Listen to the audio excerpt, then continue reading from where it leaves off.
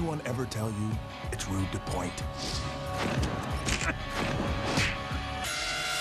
Hello and welcome to my review of Spy Hunter Nowhere to Run.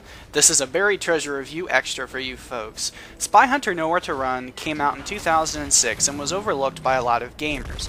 However, it starred mega action star Dwayne "The Rock" Johnson. It was originally intended to tie into a film that was going to be directed by John Woo, but things fell through, so now it's just a standalone game, and it works pretty well for what it is. The storyline is interesting, and Dwayne gives a really funny, interesting, and action-packed performance. No, I'm quite serious.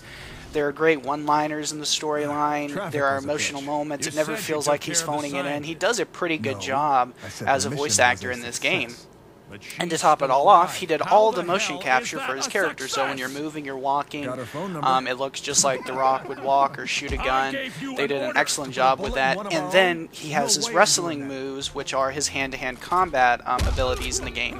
Normally you would see Jason Bourne move like takedowns, now you're doing DDTs, you're snapping a guy's neck, you're choke slamming them. This was all a lot of fun, and I really enjoyed the finishing moves in this game. Basically, to do one, you hold the Y button to do a strong punch attack, stunning your enemy, then you hit one of the face buttons, executing one of his finishing moves, whether it be a DDT, you might pick them up and break their back over your knee. It looks really cool and it's very entertaining and it's a lot of fun, and I definitely think the mechanics worked really well in the game. And even if you get surrounded, I felt that the combat mechanics worked pretty well because you can block attacks and punch back, and you know, that was really cool. And you might be thinking, wait, you're detailing an on-foot action game. This is a Spy Hunter game. Where's the cars? Well, I'm going to get to that, but this is the first Spy Hunter game that allowed you to get out of the car. And I really enjoyed that because I think the Spy Hunter games have great car action sequences, but I always like to be able to, you know, get out of the car every once in a while and do a little shooting just to feel like an actual spy. Well, in this game you can, and the gunplay isn't the best it could be. It's a little loose, and I'm not particularly fond of how the enemies react to being shot. They just sort of fall over dead. But once you get a little further into the game, you just don't mind it anymore, because instead of actually standing there or, you know, using the cover system, yeah, the game has a cover system, I found myself running, dodge rolling, and shooting, and it actually felt really cool. It looked very stylish, and I just had a lot of fun with it. And then, of course, there's the vehicle sequences, which are a ton of fun. I mean, you're driving, you've got rocket launchers, machine guns, and there's tons of funny sequences when it comes to it. Like I said, the game had great one-liners. Well, there's a scene where he's getting into the interceptor, and there's this chick with him, this, you know, spy, and he's like, are the rockets, they optional? Oh, they're always an option. I'll take it. He blasts a hole through the wall, and it's really awesome. And it's just got tons of cool sequences like that, and then if you get a really good hit with a missile during a chase sequence, it'll slow everything down. You'll see the car or the helicopter explode in slow motion, and it just looks like a really cool, badass Hollywood action movie.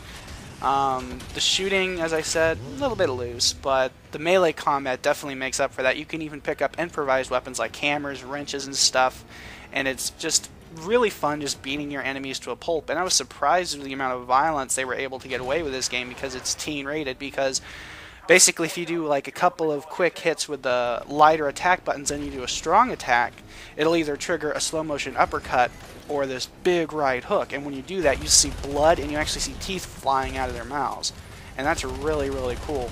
Of course, this is an older game, so the graphics aren't the best, but it did look pretty good for its time, and it still held up pretty well. Definitely a lot of that is owed to the great motion capture of The Rock. The only problems I really had with the graphics is when he's holding some of the guns, his hands clip through like the weapon, and that sort of bothered me. But again, I just had so much fun beating the living crap out of the enemies in the game and shooting the thing up and feeling like this macho Schwarzenegger styled spy and driving around. And of course the car can go on water and can turn into a motorcycle. You know, all the usual Spy Hunter stuff is there, and it works really well. And I definitely think it's a shame that they didn't make a movie out of this, because due to the cutscenes and just how fun the storyline was, I think the movie would have been really exciting and really cool to watch. And I definitely would have at least liked to see a follow-up to this game with The Rock's character, because again, it's just a lot of fun.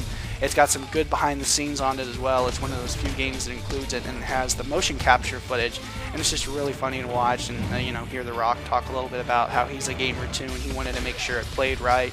And it's from the developers who actually did PsyOps, the Mindgate Conspiracy, so if you didn't mind the shooting in that game, it's very similar to this, and this game also reminded me a lot of James Bond Everything or Nothing, due to the vehicle mechanics and the melee combat and the shooting.